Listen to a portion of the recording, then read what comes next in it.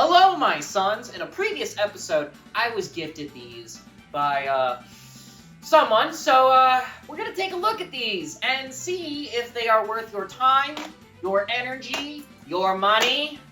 So, let's talk about the developer real quick. Game Mill Entertainment is known for a plethora of games ranging from... What? And, oh, it's okay, I guess. Don't worry, unlike Multiverses, this one didn't actually end up in the trash. It actually got a sequel. And people thought they were gonna be the Smash Brothers killer? And even though today I won't talk much about the duology of those games, but they will come up just because there's this weird connection in the end. Anyway, Nickelodeon kinda needed some studio that can make mediocre games to sell to kids who don't know any better. Ha! Just kidding, I'm a grown adult with nothing better to do. This game was released in October of 2018. Keep in mind the studio is much smaller than the AAA studio, so it might not have the best quality, or any, for that matter. Your roster is pretty simple. It's SpongeBob, Sandy, Patrick from the SpongeBob franchise, Tommy and Angelica from Rugrats with Reptar, which is a pretty sick inclusion, Arnold and Helga, which, is funny because most kids today won't even know who Rugrats, let alone Hey Arnold is, but I love the inclusion here. And lastly, we have the 4 Ninja Turtles. I'm not disappointed in the fact that we got the 4 Ninja Turtles, but where's Gerald? The roster feels so disproportionate now that we have 4 Ninja Turtles, but only 2 Hey Arnold characters. They probably decided to do all 4 Ninja Turtles because having one of those would be more missed than Gerald, which I get, but still, poor Gerald, man. It could have been an even 3 characters for each franchise on this roster, but I get why they decided not to. And there's that damn OCD again. The cars in this game are really boring. I mean, you can customize them and get these parts, which, okay, cool, I guess it's nice that the game gives you these little collectibles throughout. What the heck? These have to be the worst Grand Prix screens I've ever seen. I don't even know what is what. I mean, these things kind of look resembling of, Nickelodeon icons, but the tracks themselves, you can't distinguish one from the other, and they reuse assets all the dang time. I'm pretty sure I've seen this happy birthday sign 5 times already. But once you load up a race and start a match and hold on, listen.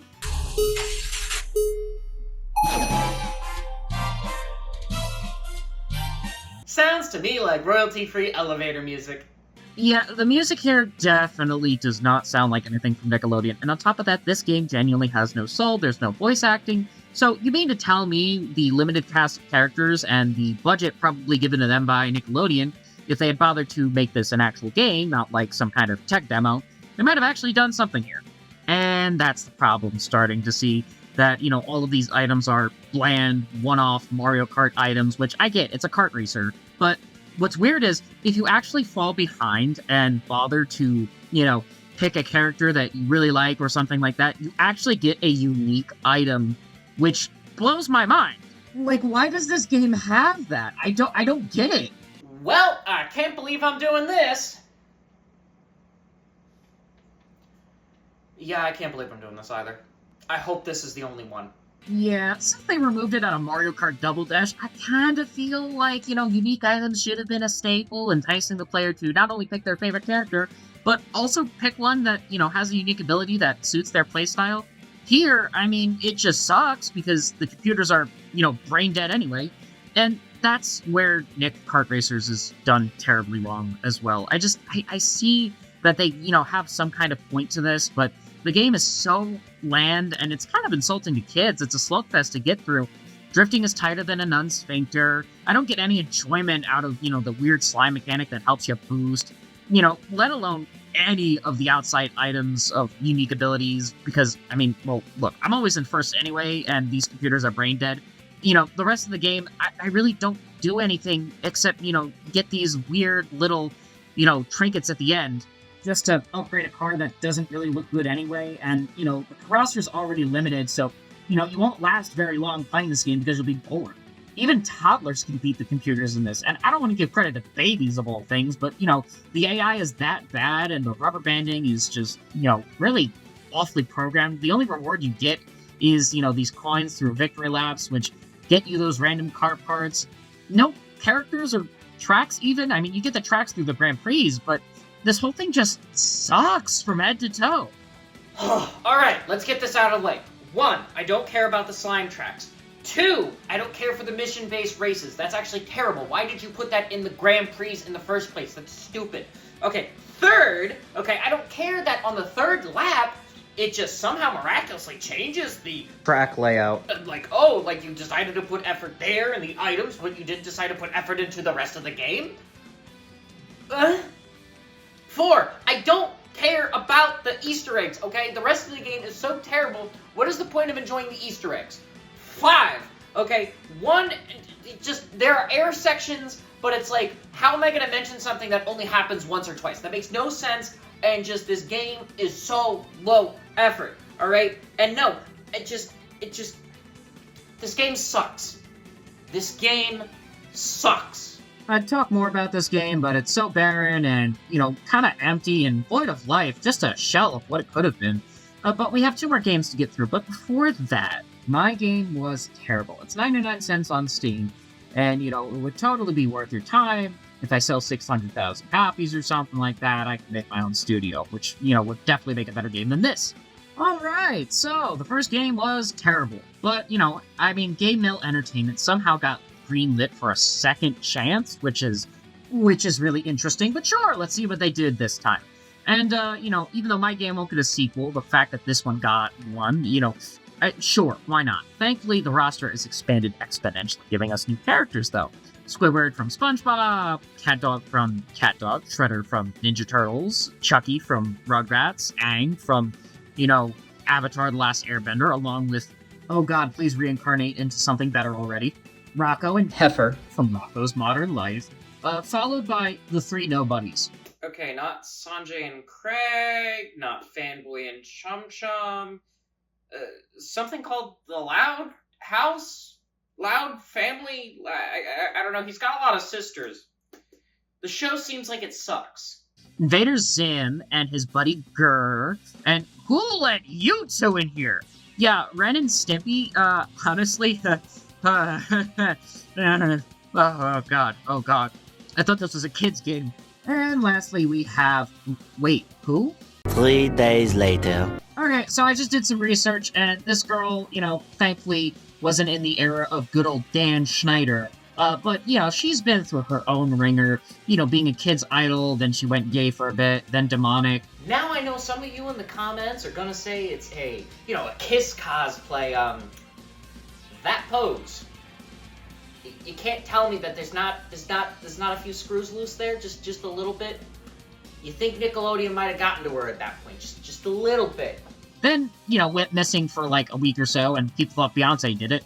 And now she's, showing her feminine side, which, okay, cool. Look, just blink if you need help. Oh, and also we have... He's a phantom. Ugh, I miss the show so much. And I know he's not coming back, but that is just one tough puppy we have to deal with. Anyway, the roster is stacked now with more Nickelodeon All-Stars. Yeah, and these 5. Sure. Now that we have a roster of possible unlockable characters out of the way, each of the card customization things is back, and is actually better, though I couldn't try it online to see how I stacked up against other people because no one wanted to play this. Oh no, whatever will I do? Gosh, I sure wish I had a bigger following to, ask some of my sons to play this wonderful, mediocre game online. It's such a loss for the episode. Honestly, I wouldn't be surprised if none of my sons decided to unsubscribe right now and, oh man, leave terrible comments. Just terrible. Oh man, I'm as bad as IGN at this point. Other than that, there's an arena mode, which, oh god damn it. Well, yeah, this has an arena mode, and it's not bad. I mean, of course I'm gonna give it a point. Like, why wouldn't I?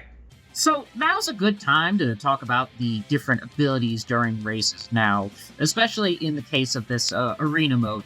Attack, defense, utility, and random, which, makes it versatile and a way to play this game out of, the playbook of making a more unique experience, which, gives a competitive layer, which is better than the boring drifting and random item boxes, which, this needed it to be more complex, I guess, sure.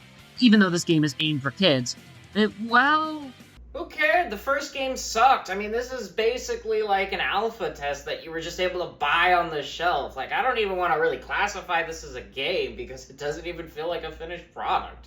This build of the game is no doubt just way better, and though it reuses a lot of assets, again, which is fine, I understand it. It's more fine-tuned than the first game. It felt more like an alpha test in the first game, and in the second game, I feel like I'm getting a beta test here. For those of you who don't know, this is part of the various stages of game development, something that college, of course, didn't teach me how to learn on my own. That's fine. Alright, so the last game in this installment, let's get this out of the way. Now, I just want to talk about how long I truly played this before I came to this conclusion. Whether you think that's a good thing or a bad thing is really, up to you, of course. This is better than Mario Kart World. And I played 2 of these for an hour to get my generic thoughts, and then this one I only played 7 minutes and realized I got more enjoyment out of 7 minutes of this than I did Mario Kart World. I'm sorry, say what now? And the funny part is, out of the 3 of these games, I played a lot more in the third one than I did both of these combined. I ended up spending a couple hours in this one just because I was actually amazed with how good it was. Yeah, I'm not kidding. Look, to start off, I mean, the Grand Prix are actually based on cups and stuff from, characters represented in these series, but they're all finally voiced, so yeah, that's awesome. So, along with the previous character roster, the new roster added Garfield, because I guess Nickelodeon acquired that somehow, sure. Odie, also part of the same Garfield franchise. Toph from Avatar, April O'Neil from Ninja Turtles, Camper, Spongebob, and Patrick from Camp Coral. In college, I actually wrote a paper on all of the rules that Nickelodeon decided to break after Steven Hillenburg's passing. And spin-offs was actually one of the biggest rules. He didn't want a spin-off. And what did Nickelodeon do, like shortly after his passing? They made a spin-off. They made several. Squidina from I Don't Care. Susie from Rugrats, XJ9, or Jenny from My Life as a Teenage Robot. Powdered Toast. Man, what a deep cut here. Oh gosh, also Jimmy and Cindy from Jimmy Neutron? Along with Ablina, also... wait, also, is that a purple Reptar? Ha! We got that before the Zuko DLC. Well, besides the DLC I can't buy, because I'm unemployed right now, like everyone else, now we have to actually see the assist characters, which breathe new life into the game. Having other characters from other franchises help you, they give you items, boosts, so on and so forth. You have this little pit crew now, which in the previous game, they were there, just not really useful or finely tuned, so I'm glad they definitely made a bigger appearance here and have a bigger variety. So, I decided to hold out my thoughts and opinions on it until I got to this game, saying is, now each of these games is starting to seem like a progression of the team's efforts, and thankfully I was rewarded for my patience as it was more of a, I'd say, refined experience. Looking at everything in retrospective, it just looks like I'm following the development process. Mind you, the second game was released in October of 2020, and the third installment was released in October of 2022. So each of these games is building upon each other in, around like a 2-year cycle. And I gotta say, the third installment is the most refined, yet bringing aspects from the previous game and adding a lot of polish, including the voices that I really wish, were in the first game. But sure, adding a lot of the Nickelodeon classic and charm. Also bringing this weird bridging of the gaps between the old and new generation of Nickelodeon fans. The similar item architecture is here, along with grabbing unique items for each character if, they're in a tough spot, which I really can't believe that we haven't gotten back to the whole Mario Kart thing, but, sure, fine. We got an empty Breath of the Wild Mario Kart before we got any kind of Double Dash mode. The game could have been called Mario Kart Double Dash Double Down, or something unique like that, and instead this is a husk of a game, and I'd rather review these Nickelodeon kart games than this one, and that's saying a lot, because I've reviewed 3 of them, and it's just, I really did not want to touch this any more than I had to in the Switch 2 review. But, that aside... My excellent naming skills for games aside, in any point, the case is just this game actually made me happy, which is surprising. I actually got to use my PlayStation 5 pretty darn well now that I, actually played a little more. Don't get me wrong, the fact that this game has $14 DLC though is a bit appalling, but it's just one character, some cards, an alternative costume, and I don't know if Mario Kart World is getting any kind of DLC anytime soon. So I'm just willing to give this game a pass on it, because right now it's actually a lot more fun. And the studio is probably using that towards something new in any case. I mean, really. Oh, they did. Nickelodeon All-Stars 2. Yeah, all of the characters and models from that game are actually used here.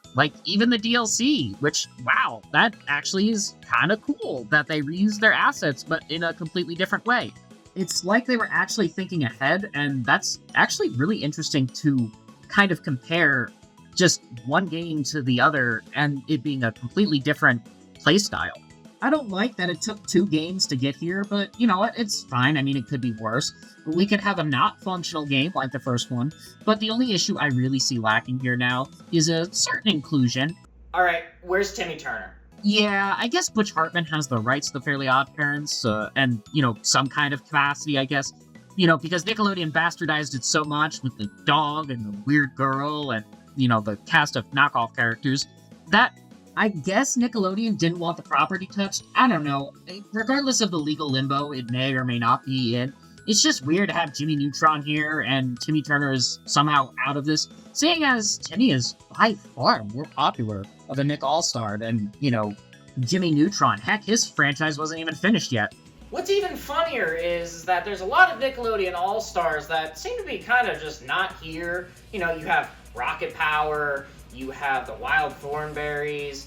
I mean, shoot, there are just so many characters that could or could not have been represented. I don't know about the legality and licensing of it, but they chose Jojo Siwa over Ned's Declassified or Drake and Josh or Amanda from The Amanda Show. So, it's kind of just a reflection on okay, who does Nick value the most? And it just goes down the line, because obviously Spongebob is the poster boy in all 3 of these games.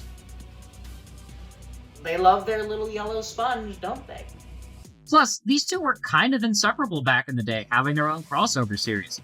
But they added bikes and, doing the whole Mario Kart thing, along with the returning customization for the wheels, the exhausts, the wraps being refined. They really are going all out here. I actually like that in the second and third installment, you unlock characters by doing the Grand Prix, giving incentives to the player who actually play through this game. Also, the music now is a step above elevator music, and, each of the item boxes in the third installment are the Nickelodeon iconic blimps now. Because I guess the foot wasn't available. Thanks, Dan, you ruined my vision of picking up feet in a video game. That's fine. Also, there's a trick system where you can do a trick in the air to get a speed boost, which, yeah, okay, Mario Kart had that too, but still, the fact that it's here is honestly just the developers using their knowledge of other kart racers to make theirs better, which I totally agree with. It's not like Nintendo would sue another company for, reusing similar mechanics, and oh my god, they did. So, the slime speed boosts have been a thing throughout the entire franchise, or this entire trilogy, I should say. In the first game, they made it a main staple, and it was very simple and didn't really matter much. It was refined in the second and third one, especially since the first game had a lot of these levels that were just slime-based, which basically is just, oh, throw the cart in a boat of slime and that's it. It really didn't do anything else.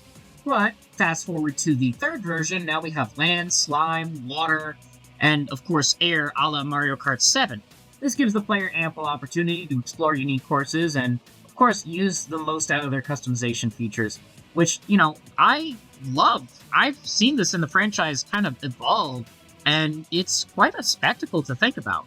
I'm pretty sure you can get these on a discount on Steam or something, but I got these from the bargain bin at Walmart when they were dirt cheap, so, get them at your own risk, but at least the third one is a very good option. There are even missions with these slime tokens that you can get to also allow customization of cards, which, again, is also a main staple for the franchise, going back to the first one. Think of them like the coins in Mario Kart, where you would unlock customization options. The more you played, keeping the game feeling fresh. Even the controls have been refined over time, which is amazing because they feel so fluid as you would expect from a kart racer, of course, but, I genuinely cannot believe how good it actually feels. The computers have also gotten a serious boost from the first and second game, in terms of the way they rubber band the player, making sure that, the distance isn't too bad to make a comeback, but also enough to challenge the player. Once they stopped catering to kids and made the game for everyone, not just adults, I think that's where the gameplay actually finally shines, where there's a barrier between adults who would play this, and teenagers, and along with younger kids. So besides the wider cast of characters, and, of course the improvements to the music, the arena mode is way better than the second one, only improving upon what was already there. And then on top of that, I think the most amazing thing out of all of this is that I actually found someone on the online. That's right, one person was online actually playing this game. So in other words, it's still kicking. Even after all this time, even after every single kart racer is coming after it, and the ones that have, we had Garfield Kart that's coming out recently, Sonic Cross Worlds, we had Mario Kart, and, people have kind of dipped into that, and, dipped back into Mario Kart 8, but, the fact that this had, one person playing online in this day and age was wild. So, for that, I think this game deserves your time, and it's clear that it's a really good game, and it's very beautiful. I just really, I hate that it's better than Mario Kart World, in my opinion. Yeah, there's a few rough patches, and there's some things missing, but all in all, this game right here is actually good. Why? Hello, my sons. This episode was a bit hard to swallow, seeing as I was taking a lot of nostalgia from this, and I was kind of reflecting on this. And it made me realize that, I'm in that point in my life where, both of these are not my era anymore. So my health tip for you guys today, enjoy something from the past, whether you whip out your old GameCube or your old DS, you hide under your bed and pretend like your mom isn't, circling around the hallway, making sure that you're actually sleeping, but you're, beating the, boss battle in Mario Kart DS like we all did when we were, kids, or at least people my age. And that's my health tip that I want to leave you all for today. And I'm actually very glad that I decided to touch this franchise before I even decided to touch this game. So, thank you guys for watching, and also, this is your end credit scene.